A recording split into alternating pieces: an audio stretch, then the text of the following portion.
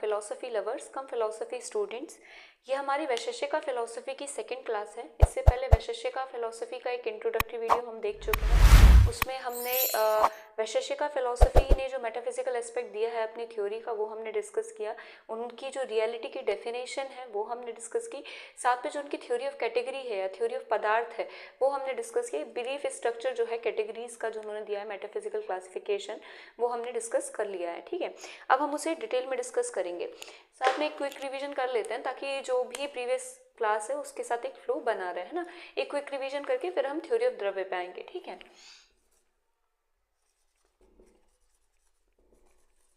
देखिए वैशेषिका फिलोसफी में हमने क्या पढ़ लिया कि भाई वैशेषिका के अकॉर्डिंग रियल क्या है। सबसे पहली चीज तो क्या है, मेटाफिजिकल थ्योरी है ना। जो न्याय फिलोसफी है वो क्या है, एक तरह से न्याय फिलोसफी जो है वो क्या है, एपिस्टेमोलॉजिकल एक तरह से एस्पेक्ट है फिलोसफी का। वैशेषिका जो है वो एक तरह से मेटाफिजिकल एस्पेक्ट है उस फिलोसफी का। ठीक है,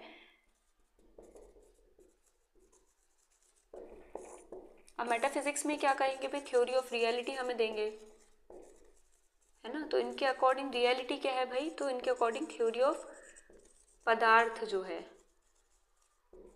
या कैटेगरी जो है वो क्या है, रियलिटी है, रियल है। अब देखिए यहाँ से पदार्थ जो है इससे हमें क्या पता चलता है, पद धन अर्थ, है ना। पदार्थ का अगर हम संधि विच्छेद करेंगे तो क्या आएगा, पद और अर्थ।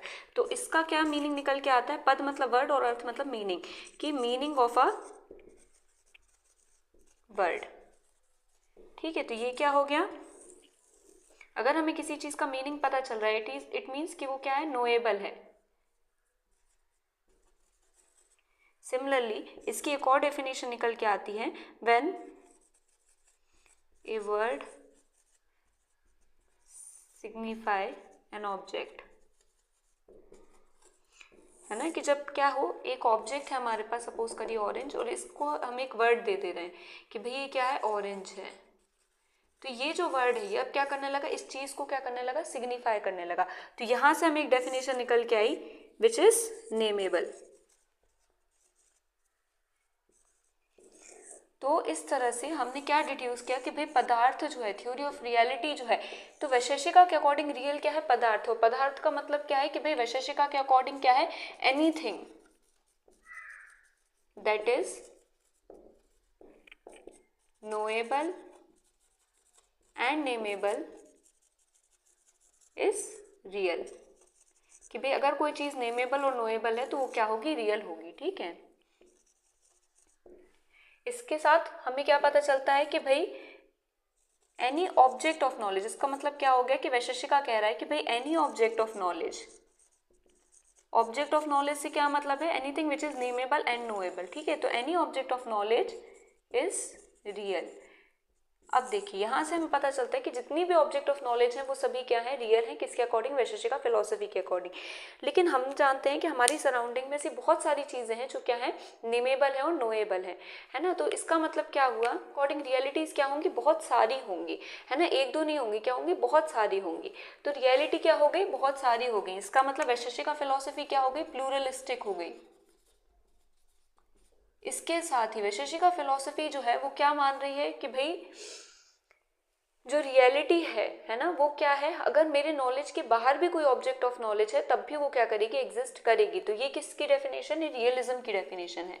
तो ये कैसी है, रियलिस्टिक थ्योरी है वैशेषिका। हम डिस्कस कर चुके हैं बहुत डिटेल में कि वैशेषिका फिलोसफी कैसे प्लूरलिस्टिक और रियलिस्टिक फिलोसफी है। ठीक है, इतना हम डिस्कस कर चुके थे। इसके साथ ही अब हम देख लेते हैं कि भाई इन्होंने जो कैटेगरीज है, थ्योरी ऑफ कैटेगरीज को कैसे डिवाइड किया है।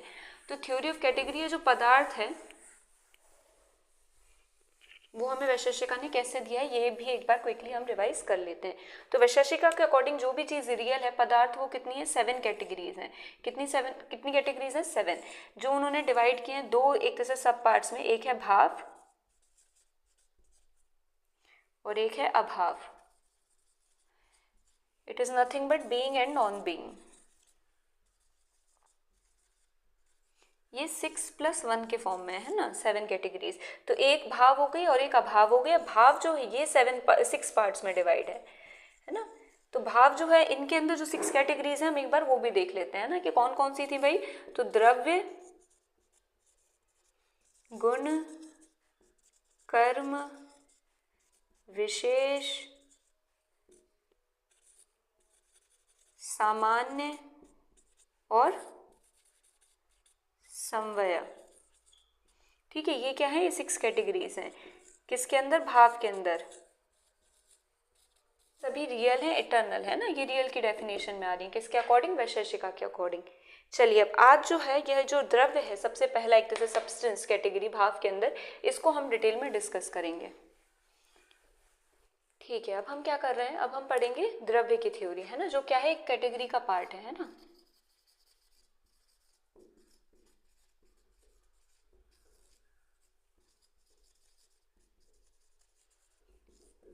ठीक है, द्रव्य में हमें क्या समझना है भाई, सबसे पहली चीज तो हमें द्रव्य के बारे में क्या पता है कि भाई ये क्या है, एक तरह से भाव के अंदर है ना, इट इज नथिंग बट भाव।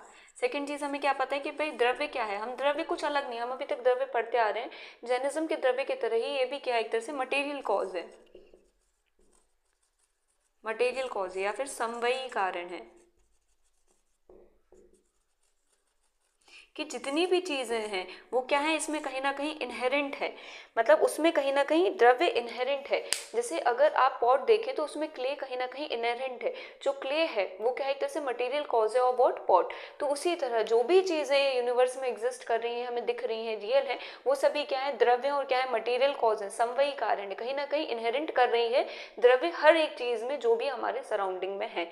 तो द्रव्य क्या हो गया, सब्सटेंस हो गया, भाव हो गया, मटेरियल कॉज हो गया, समवायी कारण हो गया। ठीक है, इसके साथ ही द्रव्य क्या है, एक सपोर्ट है या फिर सबस्ट्रेटम है। किस तरह का सबस्ट्रेटम भाई, जो होल्ड कर रहा है किस चीज को, गुण और कर्म को। देखिए ये जो गुण और कर्म क्या है, ये एक तरह से क्वालिटीज हैं, है ना, एक एसेंस है ना, मेरे द्वारा जो भी एक्शंस लिए जा रहे हैं या मेरे अंदर जो भी गुण है, मैं एक द्रव्य हूँ, है ना। अगर मेरे बिना क्या कोई एक्शन हो सकता है, अगर ये द्रव्य साथ ना दे तो क्या कोई एक्शन हो सकता है, नहीं हो सकता। सिमिलरली अगर मैं नहीं हूं तो मेरी क्वालिटीज कैसे होंगी, आप समझ रहे हैं। तो क्वालिटीज और एक तरह से जो एक्शंस है वो हवा में लाई नहीं कर सकते, they can not lie in the air, है ना, दे नीड अ सबस्ट्रेटम और सपोर्ट, है ना। और ये जो सबस्ट्रेटम या जो सपोर्ट है, ये कौन प्रोवाइड करता है, द्रव्य प्रोवाइड करता है। तो गुण और कर्म क्या है, अपने आप को कहाँ होल्ड करते हैं, कहाँ एक तरह से लोकस है, कहाँ उनका सपोर्ट है, तो वो द्रव्य में है। सो द्रव्य इज व्हाट, सपोर्ट और सबस्ट्रेटम ऑफ गुण एंड कर्म which is actions and attributes. ठीक है, ये क्या है, क्वालिटीज हैं जो कहीं ना कहीं दे नीड द्रव्य, है ना, ये सब्सटेंस टू बी रिफ्लेक्टेड, है ना, कि भाई ये कैसे रिफ्लेक्ट करेंगे अपने आप को, एक्शंस और एट्रीब्यूट्स, कब, जब ये द्रव्य के पास होंगी। ठीक है, ये द्रव्य के एक तरह से सबस्ट्रेटम में सपोर्ट लेंगी। ठीक है, इसके अलावा द्रव्य के बारे में वैशेषिक फिलॉसफी हमें कहती है कि द्रव्य क्या है, एक तरह से 9 कैटेगरीज में डिवाइड है, 9 पार्ट्स में वैशेषिक फिलॉसफी ने हमें दिया है, किसको, द्रव्य को। अब देखिए हमने क्या पढ़ा, हमने थ्योरी ऑफ कैटेगरी या पदार्थ पढ़ा, पदार्थ के हमने 6+1 के फॉर्म में 7 कैटेगरीज पढ़ी। अब उन 7 कैटेगरीज में जो एक कैटेगरी है विच इज वॉट, द्रव्य। अब द्रव्य के बारे में हम डिटेल में पढ़ रहे हैं, तो द्रव्य भी उन्होंने कितनी कैटेगरीज में डिवाइड किया है, 9 कैटेगरीज में डिवाइड किया है। और उनके अकॉर्डिंग अब ये सारी चीजें भी क्या है, रियल है द्रव्य के अंदर आके, विच इज वॉट, अंडर भाव, which is under what, theory of पदार्थ। आप हायरार्की समझते जाइए और देखते जाइए कि वैशेषिक फिलॉसफी ने किन किन चीजों को रियल कंसाइडर किया है इस पर्टिकुलर कैटेगरी के अंदर। ठीक है, इतनी सी बात है। अब देखते हैं कि 9 पार्ट्स कौन से हैं जिनके अंदर जो द्रव्य है वो रियल है ना। द्रव्य के 9 काइंड्स किस तरह वो रियल हैं, किसके अकॉर्डिंग, वैशेषिका के अकॉर्डिंग। तो सबसे पहले इसमें आ जाता है अर्थ, फायर, वाटर, एयर, ईथर, है ना, ये हमारे पंचभूत हो गए। ठीक है, फिर इसके बाद हम देख सकते हैं 6th में स्पेस, 7th है टाइम, है ना, स्पेस टाइम। और फिर 8th और 9th में यहाँ लिख रही हूँ, 8th and 9th, it is what, मन एंड सोल, और आत्मा और सेल्फ। ठीक है, इनका अगर हम हिंदी में देखें कि नहीं क्या कहते हैं, तो ये हो गया पृथ्वी, तेजस, जल, वायु या फिर मारुत भी कहते हैं इसे, and then this is akash, दिक्, काल, मन तो मन ही है, internal sense organ, and soul is atma. ठीक है, तो ये 9 पार्ट्स जो हैं ये क्या है, द्रव्य के अंदर रियल कंसाइडर किए गए हैं। हमें ये चीज़ याद रखनी है कि जो 9 ही है, ये जितने भी 9 पार्ट्स हैं सभी क्या है, रियल हैं, इटर्नल हैं, परमानेंट हैं,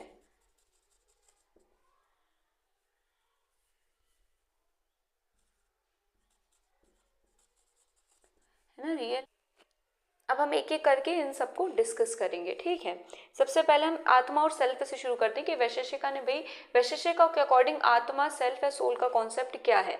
तो वैशेषिका क्या कह रही है कि भाई जो सेल्फ है, जो सोल है, आत्मा है, ये कैसी अनकॉन्शियस द्रव्य है। देखिए यहाँ पर अब एक चेंज हमें देखने मिलता है। अभी तक हम जितनी भी फिलोसफीज पढ़ते आए हैं, चाहे वो जैनिज्म हो, चाहे वो सांख्य हो, हमने जितनी भी बार पुरुष को पढ़ा है या जीव को पढ़ा है, हमने जब भी सेल्फ का कॉन्सेप्ट एक तरह से पढ़ा है, हमने हमेशा उसे कॉन्शियस सेल्फ कंसाइडर किया है। डिग्री ऑफ कॉन्शियसनेस हमने कहा है कि हाँ भी वेरी हो रही है, पर जो पुरुष है, ये जो जीव है, वो हमेशा क्या रहे हैं, कॉन्शियसनेस में रहे हैं। आप समझ रहे हैं। लेकिन यहाँ पर पहली बार जो आत्मा है, सेल्फ है, सोल का जो कॉन्सेप्ट है, उसको ये क्या कंसाइडर कर रहे हैं, अनकॉन्शियस द्रव्य कंसाइडर कर रहे हैं। अब ये देखिए, ये थोड़ा सा एक तरह से अलग एक तरह से उनका पर्सपेक्टिव है कि भाई कॉन्शियसनेस क्या है। आत्मा को अब हम डिटेल में डिस्कस कर लेते हैं। यहाँ पर है ना, ये जो स्पेस है, यहाँ पर हम एक एक करके इन चीज़ों को डिस्कस करते जाते हैं। सबसे पहले हम किसको डिस्कस कर रहे हैं, आत्मा को या फिर सेल्फ को। तो सेल्फ के बारे में हमें वैशेषिका फिलॉसफी ने क्या बताया भाई, कि ये क्या है, अनकॉन्शियस द्रव्य है।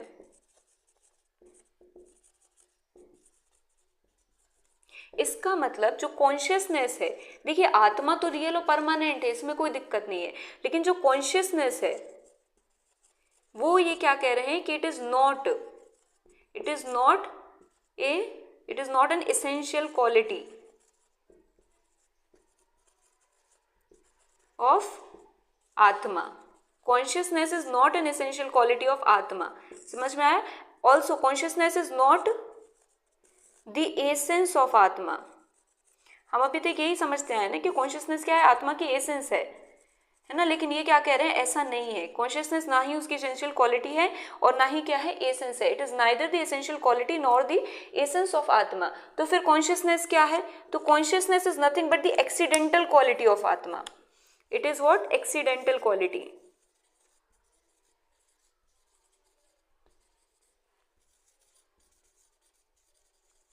अब ये बात हमें समझने में थोड़ा सा समय लगेगा। हम सिंपल सी बात है, वैशेषिका फिलॉसफी क्या कह रही है कि उन्होंने अपनी जो सेल्फ है, जो आत्मा है, उसको क्या कंसाइडर किया, उसको अनकॉन्शियस द्रव्य कंसाइडर किया है।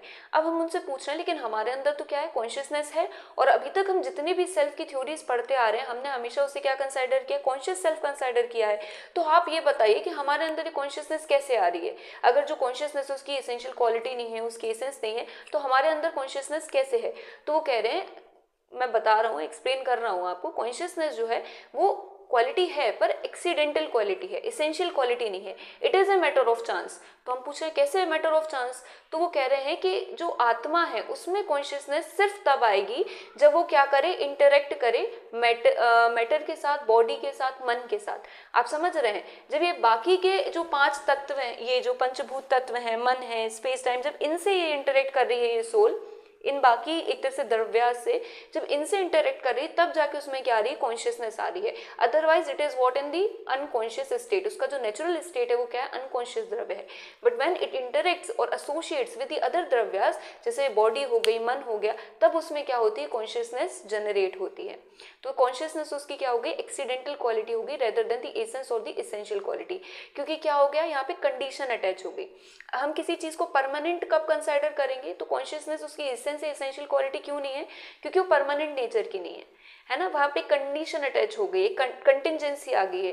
कौन सी कंडीशन अटैच हो गई है कि भाई जब वो एसोसिएट करेगी, if it is associating with the body और man, then it is generating as a acting as a conscious dravya. And when it is not associating with the body और मन, तो वो कैसी है, अपनी नेचुरल स्टेट में, विच इज व्हाट, अनकॉन्शियस स्टेट और unconscious द्रव्य। इतनी बात हमें समझ में आ गई। अब देखिए, यहाँ से एक बहुत इंपॉर्टेंट कॉन्सेप्ट हम क्या समझ सकते हैं, बॉन्डेज और लिबरेशन का। आप ये सोच के देखिए कि द्रव्य जो है अनकॉन्शियस द्रव्य जो है हमारा आत्मा, वो कब एक तरह से कॉन्शियसनेस स्टेट में है, तब जब वो बॉडी और मन के साथ इंटरेक्ट कर रहा है। इसका मतलब वो सिर्फ तभी कॉन्शियस स्टेट में है जब वो बॉन्डेज में है, जब वो एसोसिएट कर रहा है विद द बॉडी एंड मन। इसका मतलब वो जब बॉन्डेज में है उसमें सिर्फ तभी क्या हो रहा है, एक तरह से कॉन्शियसनेस आ रही है। इसका मतलब लिबरेशन क्या हुआ, तो लिबरेशन सिंपल है कि भाई जब वो बॉडी और मन से इंटरेक्शन दूर हटा दे और जब वो वापस अपनी नेचुरल स्टेट में पहुंच जाए, विच इज व्हाट द अनकॉन्शियस द्रव्य की जो स्टेट है, जब वो उस स्टेट में पहुंच जाएगा तब वो क्या हो जाएगा, लिबरेशन अटेन कर लेगा, जो सेल्फ है। अब यहाँ पर क्या होता है, बस एक छोटी सी दिक्कत है कि इस तरह का जो कॉन्सेप्ट है लिबरेशन का, कि भाई जहाँ पे आप इतनी तपस्या करें, इतना एक तरह से रिग्रेस पाथ लें, है ना, इतना नॉलेज अटेन करें, फॉर व्हाट, कि भाई हम एक ऐसी स्टेट अटेन कर लें जहाँ पे हम अनकॉन्शियस रहें, है ना। जैसे जैनिज्म है, वहां पे उन्होंने हमें एक बहुत ही फ्रूटफुल एक तरह से आपको एक गोल दिया है ना, to attain liberation, which is what, Anant Chatushtay, है ना। तो अनंत चतुष्टय जो है वो एक तरह से सुप्रीमली कॉन्शियस एक तरह से बीइंग में आप कन्वर्ट हो जाएंगे। अगेन जो पुरुषा का कॉन्सेप्ट है वो भी सुप्रीमली कॉन्शियस है, it is inactive but it is what, supremely conscious. तो आप जब आप पुरुषा जो अपने ट्रू सेल्फ में आता है तो वो क्या होता है, सुप्रीमली कॉन्शियस स्टेट अटेन कर लेता है। तो again at least it is worth trying कि हाँ भी आप लिबरेशन अटेन करें। बट वैशेषिका सेंस में जब हम आते हैं तो लिबरेशन का कॉन्सेप्ट क्या हो जाता है, थोड़ा सा फीका पड़ जाता है, क्योंकि कोई भी इस तरह का लिबरेशन नहीं चाहेगा जहां पर क्या हो, आपको एक अनकॉन्शियस द्रव्य की स्टेट मिले, है ना। तो ऑफकोर्स उन्होंने ये थोड़ा सा एक उनका ड्रॉबैक है जिसको हम कंसिडर करेंगे। बट यहाँ से आत्मा से हमने क्या डिस्कस कर लिया कि भी अनकॉन्शियस स्टेट है, उसकी एसेंशियल क्वालिटी नहीं है, सिर्फ एक्सीडेंटल क्वालिटी है, it is what, matter of chance,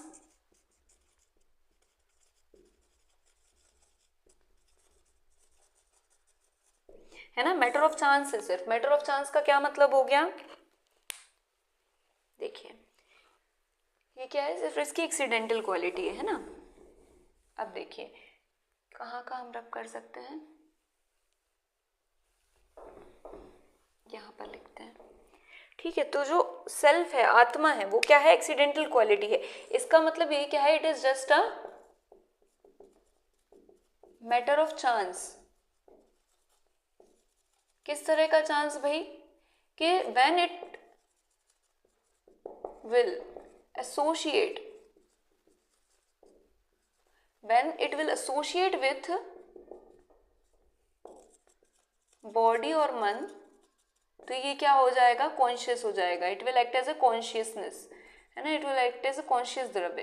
तो इसकी क्या आ जाएगी, कॉन्शियसनेस आ जाएगी। When it will associate with body and man, तो उसमें क्या आ जाएगी, कॉन्शियसनेस आ जाएगी, है ना। और जब ये डिसएसोशिएट हो जाएगा, when it will disassociate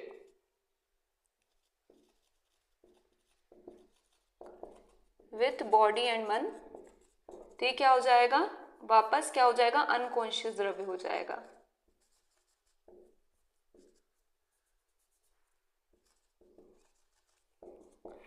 ठीक है, ये बात समझ में आ गई आप सभी को। अब यहां से हमने क्या निकाला, यहां से हमने इसका क्या कॉन्सेप्ट निकाला, बॉन्डेज और लिबरेशन का कॉन्सेप्ट निकाला, कि बॉन्डेज और लिबरेशन के कॉन्सेप्ट में हमने क्या पढ़ लिया भाई,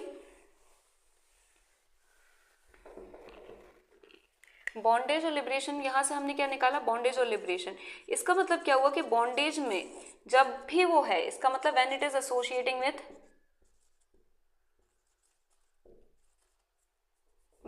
associating with body and man, और कैसी कॉन्शियस स्टेट में है, तब वो क्या है, बॉन्डेज में है। और लिबरेशन क्या हो गया, according to Vaisheshika, when it डिसएसोशिएट्स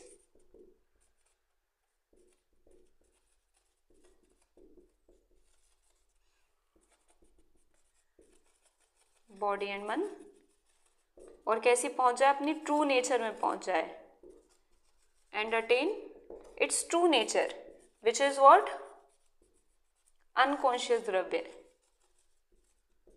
चलिए अब हम आगे के जो वो है वो डिस्कस कर लेते हैं। मन को, है ना, तो मन क्या है, मन क्या है भाई, it is nothing but the internal sense organ, जो अभी तक हम पढ़ते आ रहे हैं कि मन क्या है, इंटरनल सेंस ऑर्गन है। इसके साथ ही मन क्या है भाई, इट इज अ मीडिएटर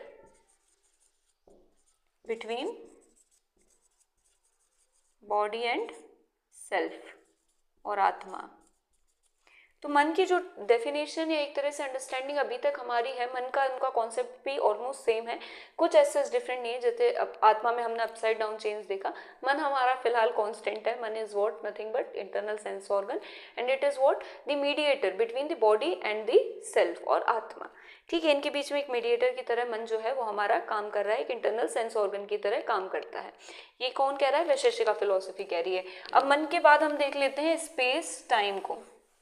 देखिए, तो स्पेस टाइम और आकाश, ये जो तीन हैं, स्पेस टाइम और आकाश या ईथर, ये जो है ये क्या है? इम्परसेप्टिबल है ना, ये आप देख नहीं सकते हैं, है ना, दिख नहीं रहे हैं आपको, पर इनके हमें एक्सेप्ट करना होगा अंडरस्टैंडिंग के लिए, क्योंकि अगर ये हम एक्सेप्ट ना करें तो लॉजिकली क्या होगा, हम किसी भी चीज़ को कंसाइडर नहीं कर पाएंगे। अगर हम एक द्रव्य को कंसाइडर कर रहे हैं तो हम उसका हेयर एंड नाउ पता होना चाहिए कि वो चीज़ कब है, कहाँ है, कैसी है ना। तो ये जो तीन चीज़ें हैं ये लॉजिकल नेसेसिटी है कंसाइडर करना, क्योंकि अगर हम इन्हें कंसाइडर नहीं करेंगे तो हम कभी भी किसी चीज़ के बारे में कुछ भी स्टेटमेंट देने की पोजीशन में नहीं रहेंगे। ये चीज़ आपको समझ में आ गई हो गया हो, है ना। जैसे स्पेस एंड टाइम है, तो स्पेस एंड टाइम जो है ये क्या करते हैं भाई? सबसे पहली चीज तो इम्परसेप्टेबल है ना, बट ये क्या है? लॉजिकल नेसेसिटी है कि अभी हम स्पेस और टाइम को एक कैटेगरी में क्या बोलते हैं, एक्सेप्ट करें। जो अरिस्टोटल हैं, कांतियन फिलोसफीज हैं, जब आप इन्हें पढ़ेंगे आगे जाके तो आप देखेंगे कि उन्होंने भी अपनी कैटेगरी में स्पेस और टाइम जो है उसको कंसिडर किया और उसके प्रिज्म में ही बाकी अंडरस्टैंडिंग से कैटेगरीज को लेकर आए हैं, है ना। तो ये क्या होती है? लॉजिकल नेसेसिटी हो जाती है इनको कंसिडर करना, क्योंकि इसके बाद ही हम किसी भी चीज के हेयर एंड नाउ के बारे में क्लेम कर सकते हैं कि ये चीज यहाँ है और किस वक्त है, कहाँ है और किस वक्त है, ये हमें कौन बताएगा? स्पेस और टाइम बताएगा। तो ये हमारी क्या हो गई? सेपरेट कैटेगरीज हो गई। इसके बाद हम क्या करेंगे? ईथर के बारे में डिस्कस करेंगे, ईथर या आकाश। तो ईथर और आकाश जो है ये हमारा क्या है? एक तो पंचभूत जो होते हैं हमारे 5, जो एक तरह से इटर्नल, एक तरह से प्रिंसिपल्स हैं जिनसे थ्रू हमारी बॉडी जो है वो क्रिएट हुई है, एग्जिस्टेंस में आई है। ठीक है, इन पंचभूत तत्वों से ही हम क्या है? बने हुए हैं, ऐसा अभी तक हमने पढ़ा है इंडियन फिलोसफी में। तो सेम कॉन्सेप्ट है, it is one of the panchabhut, है ना। और इसके साथ ether is what? It is a quality of sound. It is what? A quality of sound, है ना, कि भाई ईथर हमें हेल्प करता है कि भाई जो हमारी साउंड है, जो भी चीज़ें एग्जिस्ट कर रही हैं in the form of sound, वो क्यों एग्जिस्ट कर पा रही है? Because of ether. देखो, आप ऐसे समझ के देखो, I am occupying in space, but is my sound और my voice occupying any space? No. तो वो क्वालिटी कहाँ से आ रही है कि आप मेरी आवाज़ सुन पा रहे हैं? So it is nothing but because of ether और akash. It is one of the panchabhut and it is what? Quality of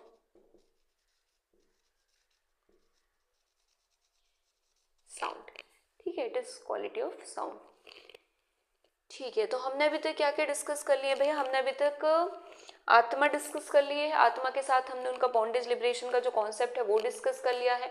हमने मन जो है इंटरनल सेंस ऑर्गन वो डिस्कस कर लिया है। इसके बाद जो हमारे पंच स्पेस और टाइम है वो डिस्कस कर लिया है। पंचभूत में से जो हमारा ईथर है, आकाश है, हम वो डिस्कस कर चुके हैं।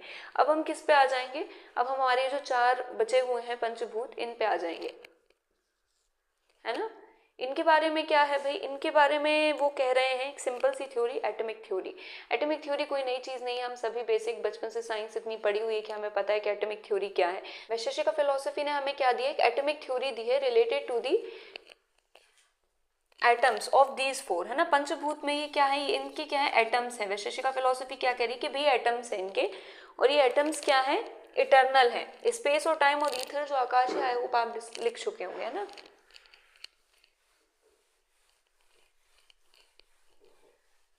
अब बस हमें इन चारों को डिस्कस करना रह गया है। तो इनसे रिलेटेड वैशेषिक फिलोसफी ने क्या कहा कि atoms of earth, fire, air and water, इन चारों के जो एटम्स हैं ये कैसे हैं? रियल हैं, इटर्नल हैं, पार्टलेस हैं। कैसे हैं? रियल हैं, इटर्नल हैं, पार्टलेस हैं, है ना, और कैसे हैं? परमानेंट नेचर के हैं। बट इसके साथ ही ये जो एटम्स हैं वो कैसे हैं? अनकॉन्शियस हैं। कैसे हैं? स्टैटिक हैं। अनकॉन्शियस है और स्टैटिक है, रियल है, इटर्नल है, पार्टलेस है, परमानेंट है, बट किस तरह के नेचर के हैं, नेचर क्या है उनका, अनकॉन्शियस और स्टैटिक है।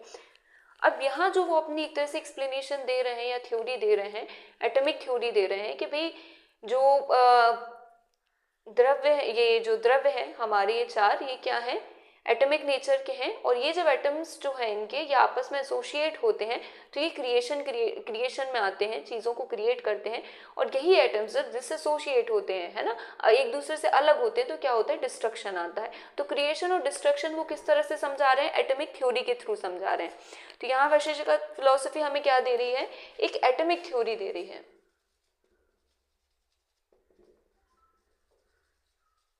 एटॉमिक थ्योरी दे रही है किस चीज की, क्रिएशन और डिस्ट्रक्शन की।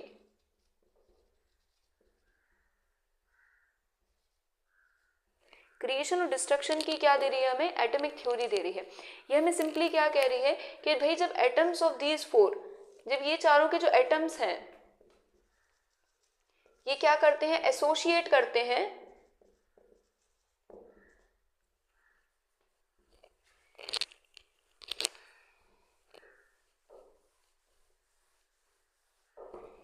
ये चारों क्या करते हैं, जब एसोसिएट करते हैं या फिर कंबाइन होते हैं तो क्या होता है, क्रिएशन होती है, ठीक है। और साथ ही जब यही एटम्स क्या करते हैं, एक दूसरे से डिसएसोसिएट होते हैं,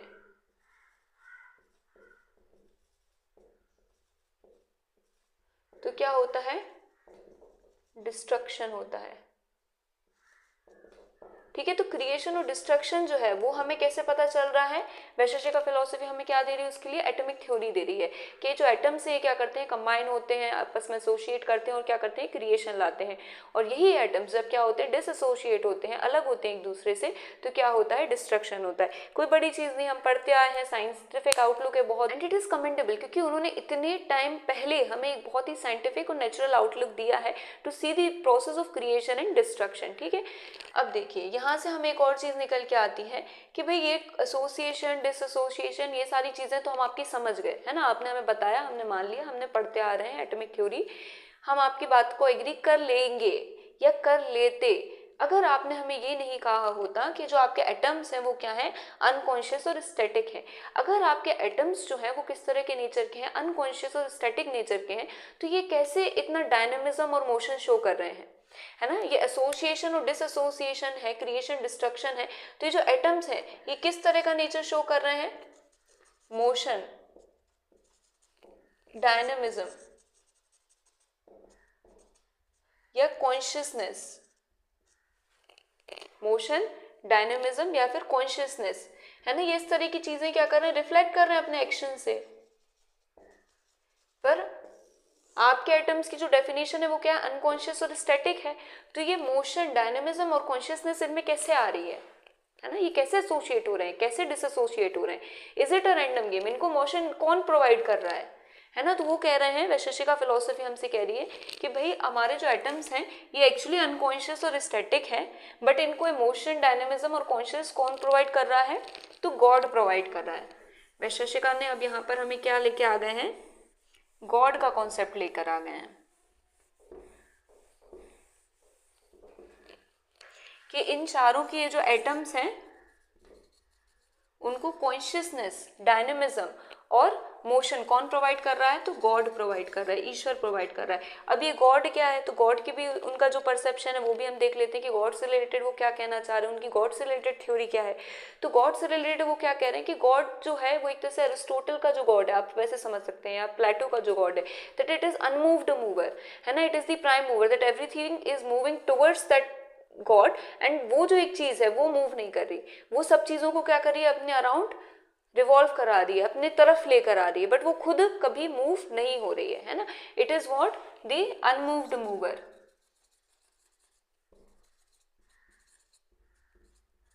और प्राइम मूवर,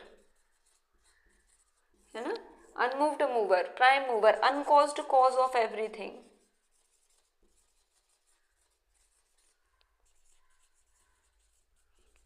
इस तरह की जो गॉड की डेफिनेशन है या सेल्फ की डेफिनेशन हम पढ़ते आ रहे हैं वही है सुप्रीम सेल्फ। एक तरह से वो कौन हो गया? गॉड। और यही जो सुप्रीम सेल्फ है, एक तरह सन moved mover, prime mover, God, ये क्या कर रहा है? हमारे जो स्टैटिक और अनकॉन्शियस एटम्स है उन्हें क्या कर रहा है? मोशन, डायनेमिज्म और कॉन्शियसनेस प्रोवाइड कर रहा है फॉर क्रिएशन एंड डिस्ट्रक्शन।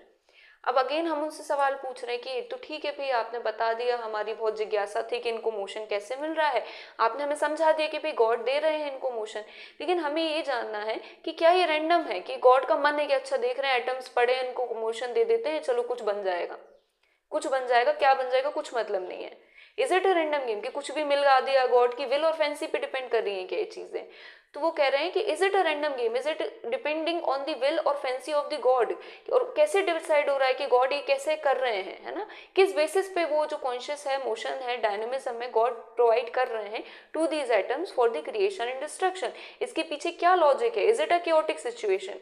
तो इसका आंसर वैशेषिका फिलोसफी हमें क्या दे रही है कि that it is not a random game, it is not a chaotic situation, और यहाँ पे एक ऑर्डर है, और वो ऑर्डर क्या है? तो वो हमें बता रहे हैं कि गॉड जो है वो क्या करते हैं, आपके फ्रूट्स देखते हैं, फ्रूट्स जो आपने एक्यूमुलेट किए हैं in your bag over the period of time, जैसे हम कर्म कह रहे हैं ना, कार्मिक जो एक तरह से फ्रूट्स जो आपने एक्यूमुलेट किए हैं वो आपके क्या देखेंगे? वो फ्रूट्स देखेंगे कि आपने कितने कर्मास जो है, डीमेरिट्स मेरिट्स आपने अटेन किए हैं, उन फ्रूट्स के बेसिस पर, है ना, उसके बेसिस पर वो क्या करेंगे? उन फ्रूट्स को रीप करने के लिए, क्या आप, हाँ भाई आपने इतने इतने कर्म किए हैं, अब आप इनको भोगिए, और उनको रीप करने के लिए, उन फ्रूट्स को रीप करने के लिए उनके बेसिस पे, है ना, उस बेसिस पे वो क्या करेगा? गॉड जो है एटम्स को क्या देगा? मोशन देगा, जिससे आप क्या है? क्रिएशन में आएंगे to reap your fruits of karmas. ठीक है, तो यहां से हम क्या आ गए? वैशेषिका की जो एथिकल थ्योरी है ना, या एथिकल एस्पेक्ट है कि भाई कर्मास, बॉन्डेज, लिबरेशन, यहाँ तक हमने समझ लिया। अब इसके बाद हम क्या आ गए कि हमारा क्रिएशन क्यों हो रहा है? कि भाई हम अपने जो फ्रूट्स हैं, जो हमने ओवर द पास्ट, जो हमने जितने भी एक्यूमुलेट किए हैं, उनको रीप कर सके, है ना। तो एथिकल साइकिल, एक एथिकल प्रिंसिपल, एक चेन जो है वो कंटिन्यूस चलती रहे कि आपने जो भी एक्शंस लिए हैं, एक्शंस किए हैं, आप उनके लिए एक तरह से रिस्पॉन्सिबल हैं और आपको वो चीज़ें रीप करनी होंगी, आज नहीं तो कल। तो ये एथिकल साइड आ गया। तो अब हम क्या पहुंच गए? गॉड के थ्योरी से हम कहाँ पहुंच गए? एथिकल प्रिंसिपल पे पहुंच गए, है ना, किसके? वैशेषिका फिलोसफी के, कि गॉड जो है, God providing this motion, dynamism and consciousness on the basis of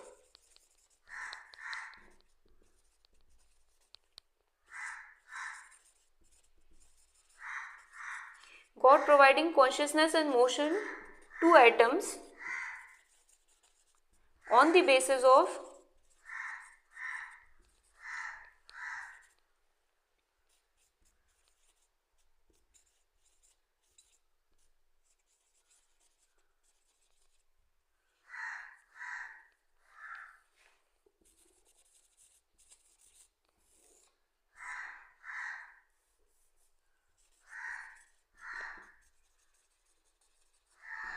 bags of fruits of the past karmas, है ना, कि भाई हमने प्रीवियस लाइफ में जो भी कर्मास किए, जो हमने एक्यूमुलेट किए हैं, जितने भी फ्रूट्स जैसे भी है ना, अच्छे बुरे, वो सारे फ्रूट्स क्या है? It is nothing but the merits and demerits, जो हमने over the period of time क्या किए हैं? एक्यूमुलेट किए हैं, और उनके बेसिस पर ही वो हमें क्या देंगे? हमें मोशन, डायनामिज्म देंगे एटम्स से, जिससे क्या होगा? हमारी जब सेल्फ है, जो आत्मा, जब इनसे एसोसिएट करेगी तो क्या होगा? हमारी आत्मा में कॉन्शियसनेस आएगी, हम बॉन्डेज में आएंगे, क्रिएशन होगा, और इससे क्या होगा? हमें एक प्लेटफॉर्म मिलेगा, है ना, हम वापस इस वर्ल्ड में आएंगे, हमें एक प्लेटफॉर्म मिलेगा, किस चीज़ के लिए? टू रीप, है ना, to reap our past karmas और fruits which we accumulated over the period of time. और जब हम उन्हें एक्यूमुलेट कर लेंगे तब हमारा क्या होगा? इन जो एटम्स हैं, द्रव्यास हैं, उनसे हमारा एसोसिएशन क्या हो जाएगा? खत्म हो जाएगा, और हमारी जो सेल्फ है वो क्या करेगी? लिबरेशन अटेन कर लेगी और अपने नेचुरल स्टेट में पहुंच जाएगी, विच इज व्हाट? अनकॉन्शियस द्रव्य, है ना, अनकॉन्शियस द्रव्य की जो स्टेट है वहां पहुंच जाएगी। ठीक है, तो ये जो फ्रूट्स हैं, bag of fruits, past karmas, इसके लिए भी एक पर्टिकुलर वर्ड है इंडियन फिलोसफीज में, वो हम देख लेते हैं कि भाई वो क्या है। तो इट इज, वो वर्ड क्या है? It is अद्रस्त। अद्रस्त क्या है? It is nothing but stock of merits and demerits. Adrashta is what? Stock of merits and demerits, जो हमने प्रीवियसली अभी तक जितने भी एक्शंस किए हैं उनके थ्रू एक तरह से एक्यूमुलेट किए हैं, उन सभी का स्टॉक इज व्हाट? अद्रस्त। और इसी को कहते हैं हम प्रारब्ध कर्म,